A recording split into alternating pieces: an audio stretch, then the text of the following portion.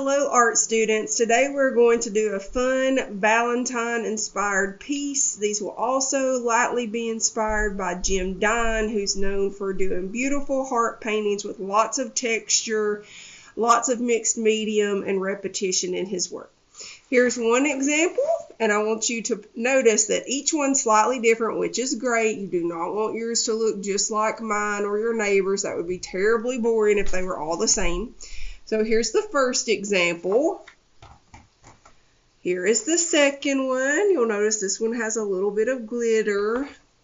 The facilitator of the lesson can add that at the end if you want. And then here's another one. And this one has some definitive black lines and glitter. So you can see each one is slightly different and they are all beautiful. So the first thing that we are going to do is make sure our name is on the back of our paper. So as soon as you get your paper, make sure that you have turned it over and written your name on it. And then you're going to turn it over to the front.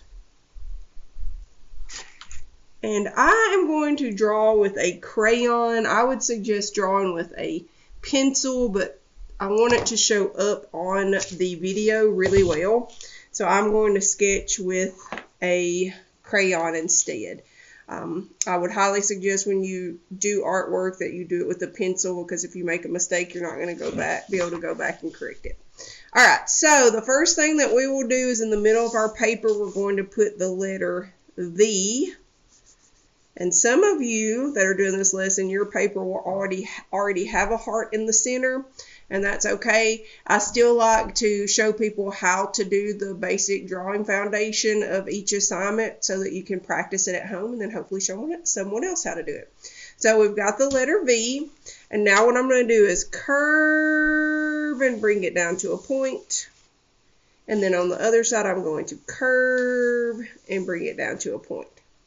Again, a lot of you will already have a V, or you will have the actual heart in the center to get started with. Now, everyone should also have a cup of water with some brushes or a brush, some crayons, a rag, and a watercolor set. So the first thing that we are going to do is in the center of our paper where our heart's at, we're going to paint it first. We're going to start out with warm colors. So warm colors are like the sun, reds, yellows, and oranges. We're going to start out with red. So you're going to dip your paintbrush in the water, and then you're going to tap on the red. Now, make sure you're not grabbing like a big hunk of the paint. That is not what watercolor is. You want to make sure you're activating the pigment. So make sure that you're not grabbing a ton of it. You're actually taking the water and then you are activating the paint. Okay? So I'm going to take that paint and I'm going to fill my heart in. And I can grab a little more water and then pull from the paint that I've already put on there. And that'll create a lighter side. If you want for yours to be more vibrant, then obviously you can grab some water and grab a little bit more of that red and layer it up. The less water you use, the more intense the color will be. The more water you use, the lighter the color will be. So we should all have a heart. And now what I'm going to do is take that red and I want to repeat and create some repetition, some movement on my paper. So I'm going to take that red and I'm going to curve to the left and I'm going to curve to the right. I'm going to curve to the left and I'm going to curve to the right.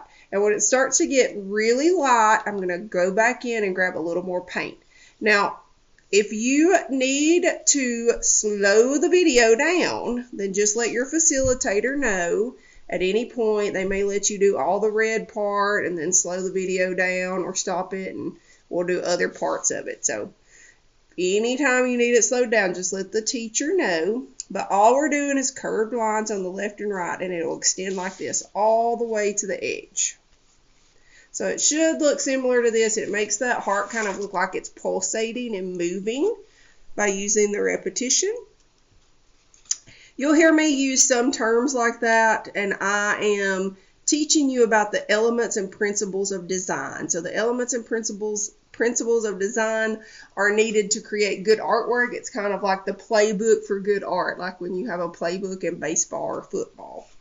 So after you get done with that warm color, we're going to dip our brush in the water and dry it off. Then we're going to wet it again, and we're going to go orange this time. So we're going to grab some orange. And remember, if you feel like it's too thick and you're grabbing pigment, we want watercolor, so you can add a little more water on there. A little goes a long way.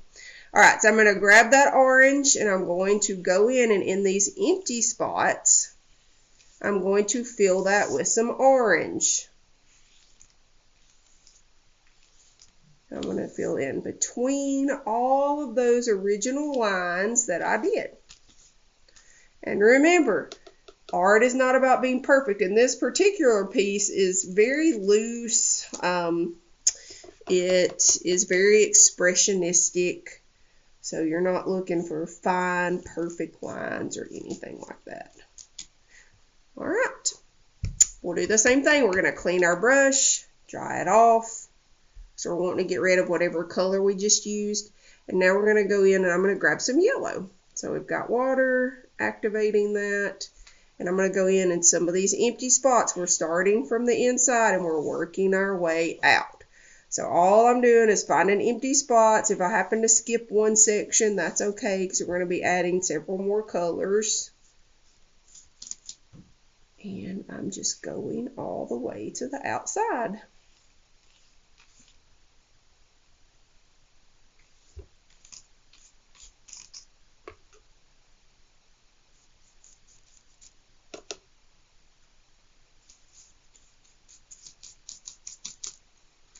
Okay, so those are our warm colors. Warm colors again are like the sun, red, yellows, and oranges. And now we're going to move on to our cool colors.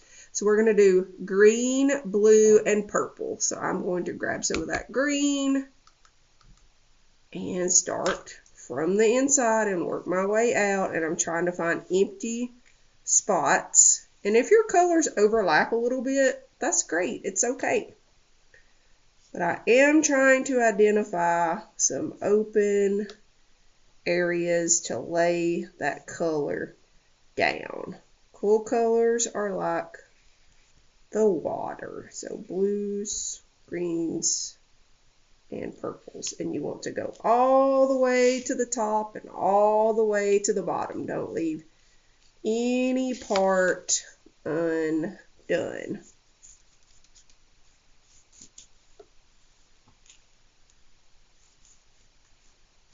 All right, clean my brush, grab some more water, and I'm going to activate the blue. And watercolor is a great, fun medium to learn your colors with and to paint and play with. You can buy it at any major department store.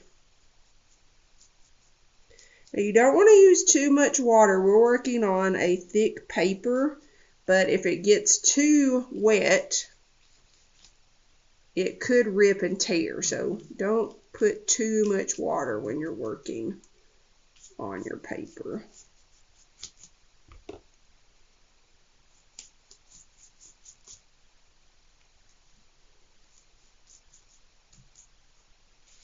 All right, and then our last color will be purple. So I'm going to activate this, and I will go back in with my purple. And again, try and start from the center and work your way out.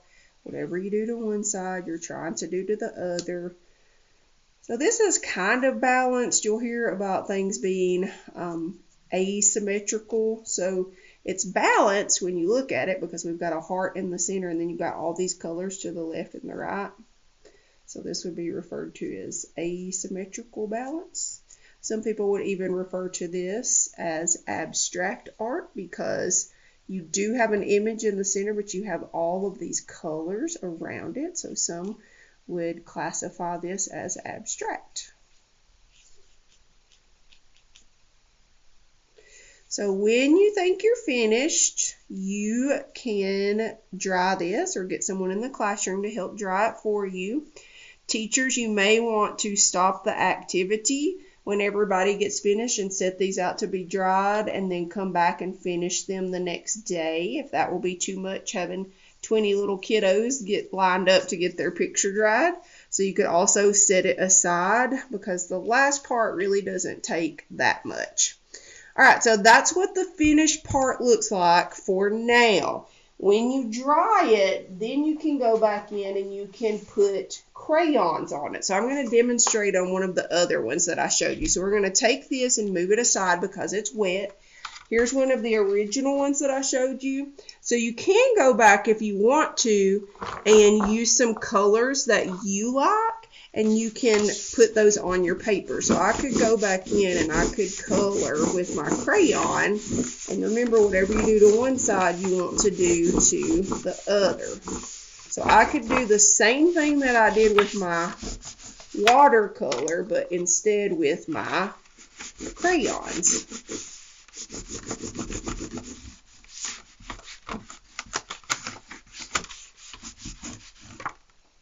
And let's see, I think I'm going to do some blue. So it's up to you if you like how that looks, if you want to do that last step. And you may like it just how it is, and you don't want to add anything else to it. I love color and I love texture, so I definitely want to go back in and add some of this. You can see it does add to your picture, I feel like. So it gives that textural element that otherwise you wouldn't have. Some people like to go back in and do some black lines. We looked at that at the beginning.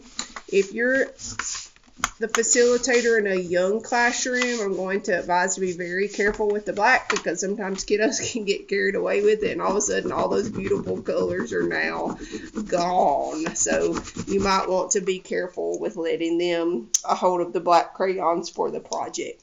At the end, if you want to add some glitter, I again would let the facilitator be the one that does that. This is my favorite brand. I think it looks beautiful. It's the Elmer's Glitter Glue. You don't want water on the brush when you apply it, so when you use a paintbrush, wipe almost all of it off and put some on your plate, and then you can go in and you're going to apply it just like in the video. Whatever you do to one side, you do to the other. And I spread the glitter out. So I will have some close to the heart, and then I'll start to space it out. Because obviously, the glitter is just to accent it. It is not to cover everything up. It's just a nice little addition at the end. And what you could do is ask students when they're finished with their work next to their name, if they want glitter to draw a heart on the back of their paper, and then that way when you're looking at everything you can easily identify who wanted some glitter put on there. Again, kiddos, when they get a hold of glitter, sometimes they go crazy with it. So, all right, so that's our finished product. Again, inspired by Jim Dine loosely, and also just in time for Valentine's Day. So I hope that you all enjoyed this lesson, and I hope that you have a blessed day, and we will see you the next time.